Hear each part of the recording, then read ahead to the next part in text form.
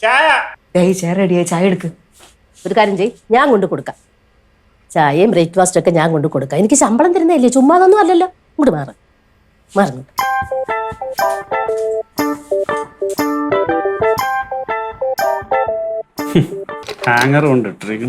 ഡോക്ടറെ, ചായ. ആലിസ് എവിടെ? ആലിസ് അടുക്കളയിലുണ്ട്. ആലിസ് പറഞ്ഞാ ഡോക്ടർക്ക് ചായ കൊണ്ട് തരാമെന്ന്. പക്ഷെ ഞാനാ പറഞ്ഞത് ഞാൻ കൊണ്ട് കൊടുക്കാന്ന്. ഡോക്ടർ ചായ കുടി. എങ്കിലല്ലേ നമുക്ക് ഒറ്റയ്ക്ക് എന്തെങ്കിലും സംസാരിക്കാൻ പറ്റൂ.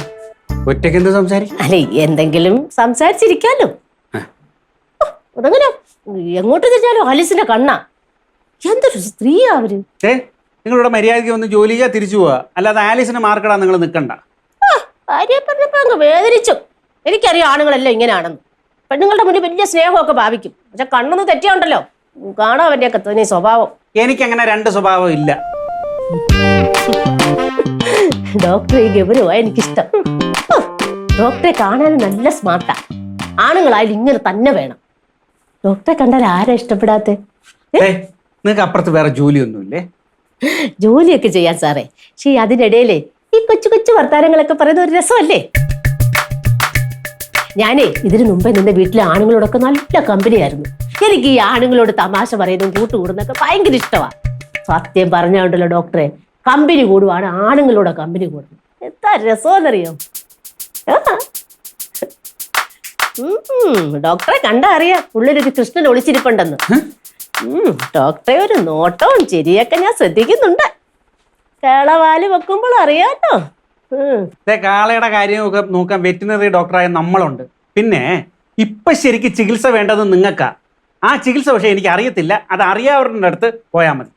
അപ്പോഴത്തേക്കും അങ്ങ് ദേഷ്യപ്പെട്ടോ? ഇങ്ങനെ പെട്ടെന്ന് ദേഷ്യപ്പെടുന്ന ആണുങ്ങൾക്കാ പെട്ടെന്ന് പ്രേമം ഉണ്ടാകുന്നത്. ഞാൻ ഒരു കാര്യം പറയാം. ആവശ്യമില്ലാത്ത വേഷം കെട്ടലുമായിട്ട് എന്റെ മുന്നിൽ വന്നോണ്ടല്ലോ എന്റെ സ്വഭാവം മാറും. ഇതെല്ലാം ഞാൻ ആലിസിനോട് പറഞ്ഞോളൂ. അവസ്ഥ അറിയാലോ.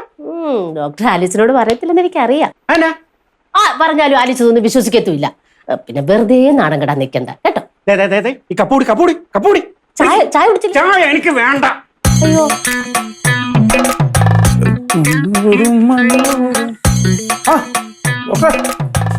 എന്തുവാ പവിത്ര, രാവിലെ 8:30 വരാന്നല്ലേ പറഞ്ഞത്? ഇത്രയും നേരമായിട്ട് നോക്കിയിരിക്കാൻ എവിടെ പോയി കിടക്കുമായിരുന്നു? എന്റെ പൊന്നെ, നേരം വെളുത്തപ്പോ ഒരുപാട് പണി കണ്ടോടുന്നു. ഇതെല്ലാം നീക്കി വെച്ച് ഇപ്പഴാ സമയം കിട്ടി. അതല്ല ഇങ്ങ് ഓടിക്ക് വന്നത്. എന്താ ഒരു മുഖം കൊല്ലായിരിക്കുന്നു? ആ മീനാക്ഷി കാരണം ജീവിക്കാൻ പറ്റാത്ത അവസ്ഥയാണ്. മിക്കവാറും അവൾ എന്നെ കയറി ബലാത്സംഗം ചെയ്യും. ആണെന്നേ. ആലീസ് എങ്ങാനും എന്റെ അടുത്തില്ലെന്ന് കണ്ട അപ്പൊ കൊഞ്ചാനും കുഴയാനും വരും. എനിക്കിത് സഹിക്കാൻ വയ്യ. ആ സാധനത്തിന് എങ്ങനെയെങ്കിലും ഒന്ന് ഒഴിവാക്കിത്താ. ഇവരെ കൊണ്ട് ഒരു തരത്തിലും സമാധാനമില്ലല്ലോ. പറ്റുന്നില്ലെന്ന്. ഞാനൊരു കാര്യം പറയട്ടെ.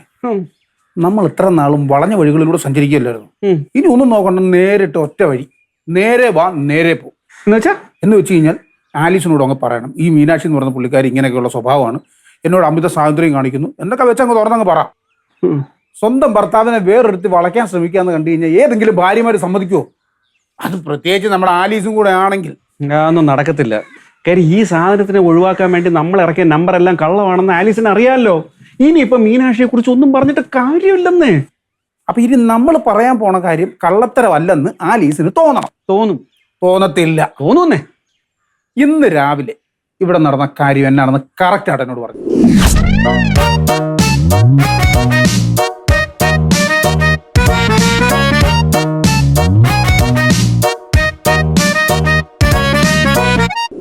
ഓ, അങ്ങനെയായിരുന്നല്ലേ? ആണെന്നേ. അപ്പൊ പിന്നെ ഞാനൊരു കാര്യം പറയട്ടെ.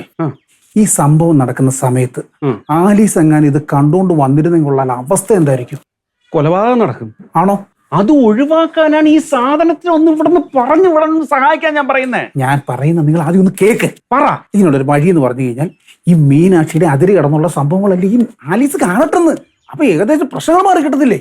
അപ്പൊ എന്നെ ആരെടുത്ത് ആശുപത്രി കൊണ്ടുപോകും? പവിത്രം കൊണ്ടുപോകും? ഓ എന്റെ ദൈവമേ, ഞാൻ ഉദ്ദേശിച്ചത് അങ്ങനെയല്ല. പിന്നെ ആലീസ് കാണുന്ന ഈ സീനിനകത്ത് ഡോക്ടർ വളരെ മാന്യനും മീനാക്ഷി എന്ന് പറയുന്ന സ്ത്രീ പ്രശ്നക്കാരിയായിരിക്കണം. ഇത് കാണുന്നതോടുകൂടി ആലീസ് ഈ മീനാക്ഷിയുടെ അടുത്ത് പറഞ്ഞു വിടും. എന്നാ പറയുന്നു? എനിക്ക് മനസ്സിലായില്ല. ഞാൻ പറയുന്ന കാര്യങ്ങൾ കറക്റ്റ് ആയിട്ട് കേൾക്കണം. ആലീസ് ഇല്ലാത്ത നേരം നോക്കി ഈ മീനാക്ഷി അടുത്ത് വന്ന് കൊഞ്ചാനും കുഴയാനും വരുന്നേ. ഈ സമയത്ത് സാർ എന്ത് ചെയ്യണം? എന്റെ അടുത്ത് നിന്റെ വിളച്ചിൽ നടക്കുകയല്ല, ഞാൻ അത്രക്കാരനല്ല എന്ന് പറയണം. ഈ നേരം ആലീസിന് മനസ്സിലാകും ഡോക്ടർ ഒരു മാന്യനാണെന്നും അവളും മഹാ ഉടായിപ്പാണെന്നും. അതെങ്ങനെ ആലീസിന് മനസ്സിലാവും? ശോ, ഈ സമയത്ത് ആലീസ് പുറത്തു നിന്ന് ഇതെല്ലാം ഒളിഞ്ഞു നിന്ന് കേൾക്കുന്നുണ്ട്. എങ്ങനെ? അതായത് ഞാൻ പറയുന്നത് ശ്രദ്ധിച്ചേക്കണം. ഞാനിപ്പോ ഇവിടുന്ന് പോകുന്നു, പോയിട്ട് ഒരു 10 മിനിറ്റ് കഴിയുമ്പോൾ കയറി വരുന്നു, നേരെ വന്ന് കോളിംഗ് ബെല്ല് അടിക്കുന്നു. ഈ കോളിംഗ് ബെല്ല് കേട്ട ഉടനെ ഒരു കാരണവശാലും ഡോക്ടർ ഇറങ്ങി വരരുത്. ഈ സമയത്ത് ആലീസ് വരുന്നു. ആലീസിനോട് ഞാൻ കുറച്ച് കഥകൾ പറയുന്നു. ഈ കഥകളെല്ലാം കേൾക്കുമ്പോൾ ആലീസിന് സംശയം കൂടുന്നു. ഈ സമയത്ത് എന്ത് ചെയ്യണം? സാറ് നേരെ അടുക്കളയിലേക്ക് ചെല്ലുന്നു, മീനാക്ഷിയായിട്ട് സംസാരിക്കുന്നു. ആലീസ് അടുത്തില്ലെന്ന് കണ്ടാൽ മീനാക്ഷിയുടെ വെളച്ചിൽ അവളെടുത്ത് പുറത്തിടും. ഈ സമയം നമ്മുടെ പ്ലാനും പദ്ധതിയും പ്രകാരം ആലീസ് ഇതെല്ലാം പുറത്തു നിന്ന് കേൾക്കുന്നുണ്ടാവും.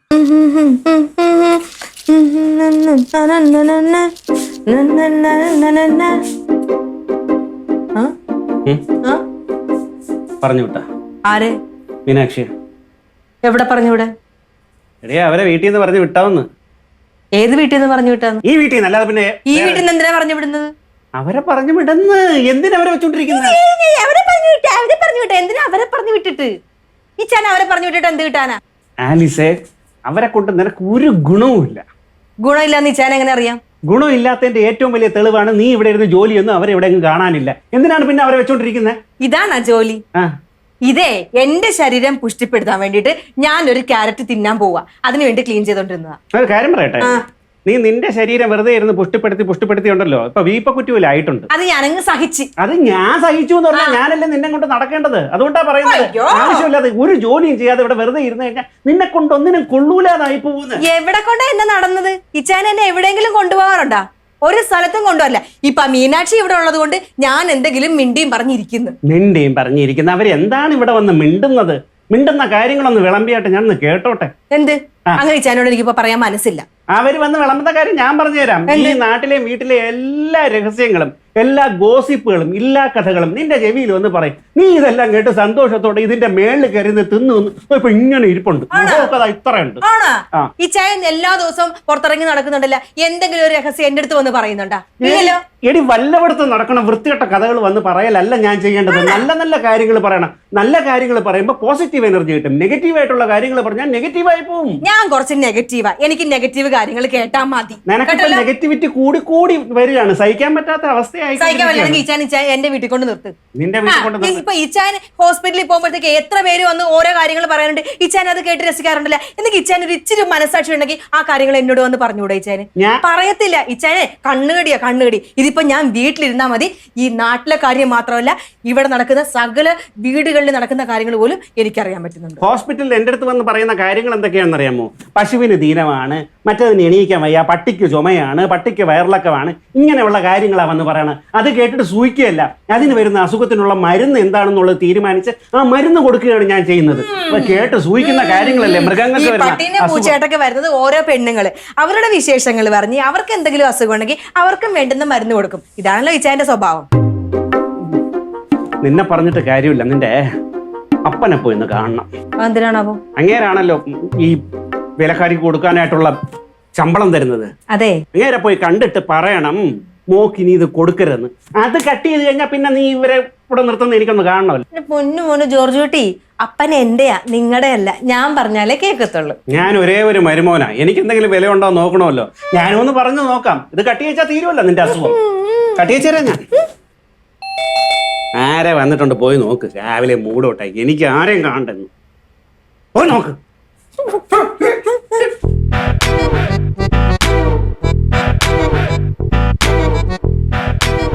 പവിത്ര, പുള്ളിക്കാരി വരുന്നില്ല. ഇത് പവിത്രനായിരുന്നാ? ഡോക്ടർ ഇല്ല ഇവിടെ. ഈച്ചാൻ എന്തോ തിരക്ക് പിടിച്ച ഫോണില. എന്താ പവിത്ര? ഒരു അത്യാവശ്യ കാര്യം പറയാൻ വേണ്ടിട്ടായിരുന്നു. എന്തു പറ്റി? അല്ല, അത് ഞാൻ എങ്ങനെ ആലീസിനോട് പറയുന്നത്? പറഞ്ഞോ? അല്ലാത്തൊരു ഏപ്പടത്തിന്റെ കഥയായിരുന്നു. എന്തു പവിത്ര ഇത്?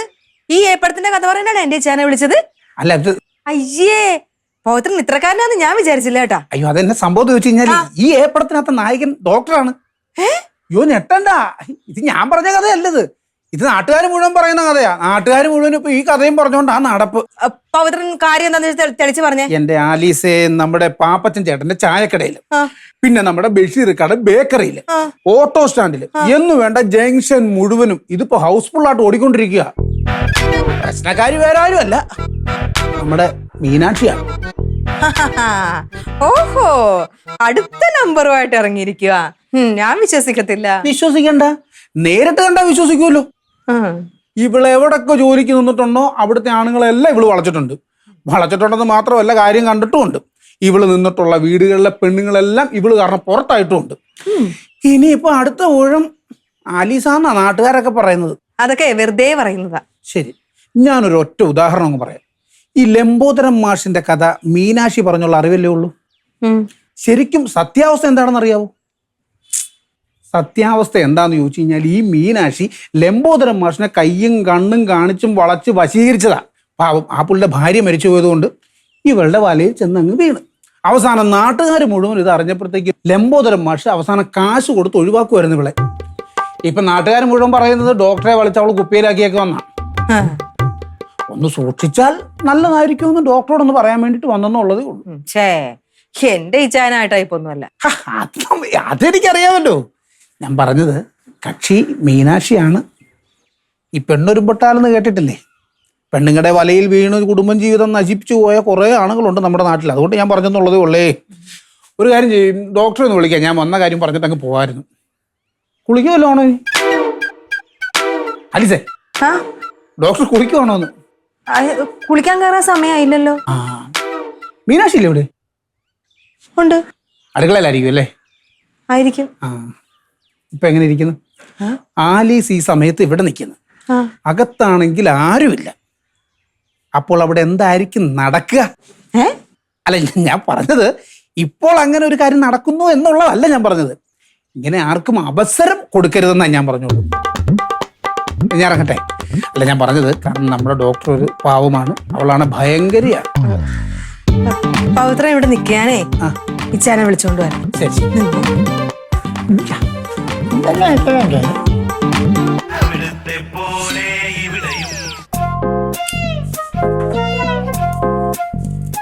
മീനാക്ഷി,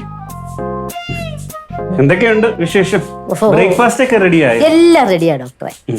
അതെ, എന്നോട് ഇങ്ങോട്ട് നോക്കാം. എന്നോട് എന്തെങ്കിലും സംസാരിക്കുമ്പോഴേ അത് ആലീസ് ഇല്ലാത്ത സമയം നോക്കി വരണേ. ആലീസിന് ഇഷ്ടമല്ല, അതുകൊണ്ടാ. അപ്പൊ ആലീസ് ഇല്ലാത്തപ്പോ ഡോക്ടറോട് സംസാരിക്കാമെന്നാണോ ഡോക്ടർ പറയുന്നത്? നമ്മളിപ്പോ ഒരു വീട്ടിൽ കഴിയുവാണല്ലോ, അപ്പോൾ പരസ്പരം കാണേണ്ടി വരുമല്ലോ, സംസാരിക്കേണ്ടിയും വരും. അങ്ങനെ സംസാരിക്കാൻ വരുവാണെങ്കിൽ ആലീസ് ഇല്ലാത്തപ്പോ വേണോ അത് ചെയ്യാൻ, കേട്ടോ? അപ്പൊ ഡോക്ടർ എന്താ ഉദ്ദേശിക്കുന്നേ? ഞാൻ ഉദ്ദേശിക്കുന്ന എന്ന് വെച്ചാലേ, മീനാക്ഷി രാവിലെ എന്താ എന്നോട് പറഞ്ഞത്? അത് പിന്നെ രാവിലെ രാവിലെ രാവിലെ രാവിലെ ഞാൻ എന്തോ പറഞ്ഞു? ഞാനൊന്നും പറഞ്ഞില്ലല്ലോ. ഞാൻ രാവിലെ ഒന്നും പറഞ്ഞില്ലല്ലോ. സത്യം പറയാലോ ഡോക്ടറെ, എനിക്കിവിടെ ജോലി കിട്ടിയത് ഭയങ്കര ആശ്വാസമായി.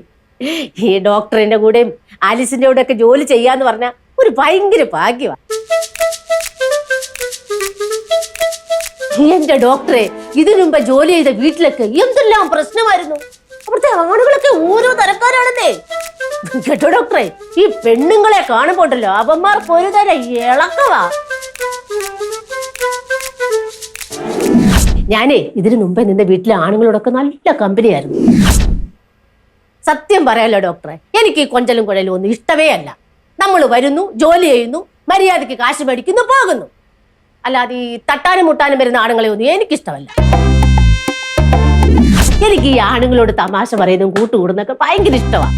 സത്യം പറഞ്ഞുണ്ടല്ലോ ഡോക്ടറെ, കമ്പനി കൂടുവാണ് ആണുങ്ങളോട് കമ്പനി കൂടുന്നത്. എത്ര രസമെന്നറിയോ? ഇവിടെ വന്നതോടെ സമാധാനമായി. ഡോക്ടറെ പോലെ തങ്കപ്പെട്ട ഒരാണിനെ ഞാൻ കണ്ടിട്ടേയില്ല. ആണുങ്ങളായാൽ ഇങ്ങനെ വേണം. ഡോക്ടറെ കണ്ടാ അറിയാം ഉള്ളിലൊരു കൃഷ്ണൻ ഒളിച്ചിരിപ്പുണ്ടെന്ന്. ഡോക്ടറെ ഒരു നോട്ടവും ചിരിയൊക്കെ ഞാൻ ശ്രദ്ധിക്കുന്നുണ്ട്. ചേളവാല് വെക്കുമ്പോൾ അറിയാട്ടോ. ആലീസ് ആണെങ്കിലോ എന്തു നല്ല സ്ത്രീയാ. ചെറുപ്പത്തിലെ വല്ല പ്രേമോട്ടോ ചോദിച്ചപ്പോ ഒരാണിന്റെ മുഖത്ത് പോലും നോക്കിയിട്ടില്ലെന്നാ പറഞ്ഞത്. ആലീസിന്റെ ഭാര്യയെ കിട്ടിയതേ ഡോക്ടറെ ഭാഗ്യം തന്നെ. അല്ലെങ്കിൽ ഈ കാലത്ത് ഇങ്ങനത്തെ പെൺപിള്ളാരുണ്ടോ?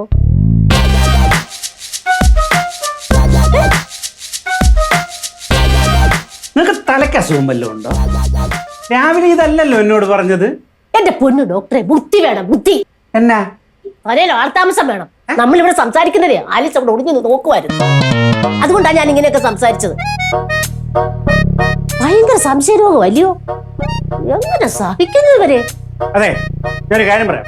ഈ നാടകം കളിയൊന്നും ഈ വീട്ടിൽ നടക്കത്തില്ല. അങ്ങനെ പറഞ്ഞാൽ എങ്ങനെയാ? ഡോക്ടർക്ക് എന്റെ കാര്യത്തിൽ പ്രത്യേക താല്പര്യം ഉണ്ടെന്ന് എനിക്കറിയാം. അതുകൊണ്ടല്ലേ ആലീസ് ഇല്ലാത്തപ്പോ ഇടയ്ക്കിടയ്ക്ക് ഈ അടുക്കളയിലൊക്കെ കയറി വരുന്നത്. പിന്നെ പിന്നെ എനിക്കൊരു കാര്യം പറയാനുണ്ട്. എനിക്കൊരു കാര്യം നോക്കണ്ട. എന്തെങ്കിലും പറയുന്നുണ്ടെങ്കിൽ അത് ആലീസിനോട് പറഞ്ഞാൽ മതി.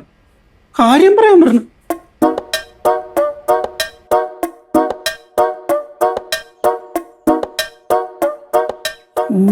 പവിത്ര, എന്നെ പറ്റി ആലീസിന് മോഹം വല്ലാതിരിക്കുന്നത്? ഡോക്ടർ എന്തേ?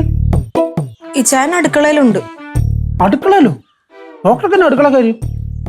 മീനാക്ഷി ഉണ്ട് അവിടെ. എന്തെങ്കിലും പ്രശ്നം ഉണ്ടായോ? അവര് സംസാരിക്കുന്നതൊക്കെ ഞാൻ കേട്ടു പവിത്ര. അവരെന്താ സംസാരിച്ചെന്താ? ഞാൻ അന്നേരം പറഞ്ഞില്ലേ, ഈ മീനാക്ഷി ആരാ മോളെന്നറിയോ? അവൾ എന്തെങ്കിലും വൃത്തികേടുകൾ ഡോക്ടറോട് പറഞ്ഞു കാണും. ഡോക്ടറുടെ അടുത്തൊന്നും ചെലവായി കാണുമല്ല. ശരിയല്ലേ? ഞാൻ അന്നേരം പറഞ്ഞല്ലേ ഇവളിവിടെ നിർത്തരുതെന്ന്. അവളെ ഇറക്കി വിടും ഈ വീട്ടിൽ നിന്ന്. അവളെ ഇറക്ക്. എന്റെ വണ്ടിക്കൂലി ഞാൻ കൊടുക്കാം. അവളെ ഇറക്കി വീട് വിടുന്നു. ഞാന് ഓങ്ങിയിരിക്കുവായിരുന്നു. നാട്ടിലെ മാനവും മര്യാദയായിട്ട് ജീവിക്കുന്ന പെണ്ണുങ്ങളെ പറ്റിയിട്ട് അനാവശ്യം പറഞ്ഞാൽ ഇതല്ല ഇതിന് അപ്പുറം ഉണ്ടാവും. പവിത്ര ഒരു ഭാര്യയില്ലേ? അവരെ പറ്റിയിട്ട് വൃത്തിയോട് പറഞ്ഞാൽ പവിത്ര സഹിക്കുവോ? ഈ പവിത്രനെ പോലുള്ളവരാണ് നാട്ടിൽ ഇത്രയും വൃത്തിയോട് അഴിച്ചു വിടുന്നത്. ഇനി ഇതും പറഞ്ഞോണ്ട് ഇവിടെ വന്നാ ഇതല്ല, ഞാൻ നല്ല ചെരവിരിപ്പുണ്ട്, അതെടുത്ത് നെറുകം തലക്കെട്ട് അടിക്കും. പറഞ്ഞേക്കാം, പൊക്കോടുന്നു. ആഹാ, ചെല്ലുപോ.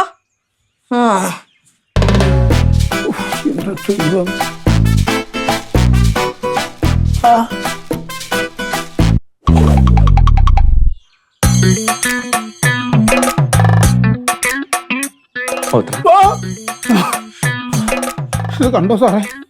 സഹായിക്കാൻ വന്നിട്ട് അവസാനം എനിക്കിട്ടാ കിട്ടിയത്. പൗത്രന്റെ അടുത്ത് ഞാൻ നേരത്തെ പറഞ്ഞില്ലേ, കളി പാളിയാൽ ആലീസ് കർണക്കുറ്റിക്ക് അടിക്കുമെന്ന് ഞാൻ പറഞ്ഞില്ലായിരുന്നോ? അപ്പോൾ പൗത്രം വിചാരിച്ചു ആലീസ് എൻ്റെ കർണക്കുറ്റിക്കായിരിക്കും അടിക്കുന്നതെന്നല്ലേ? ആലീസിന് അങ്ങനെയൊന്നുമില്ല. പോട്ടെ, ഇതിനേക്കാൾ സാധ്യതയുള്ള വേറൊരു ഐഡിയ ആയിട്ട് നാളെ വാ. പിന്നെ സഹായത്തിന്റെ പേരും പറഞ്ഞ് കണ്ട പെണ്ണുങ്ങളെ തല്ലു കൊള്ളാനല്ലേ എനിക്ക് തോന്നി. ഇനി മേലിൽ ഞാൻ ഈ പടി ഞാൻ ചവിട്ടുമല്ലോ, നോക്കിക്കോ. അങ്ങനെ ഈ ആലീസ് കരോട്ട പഠിച്ചിട്ടുണ്ടോ? അറിയില്ല.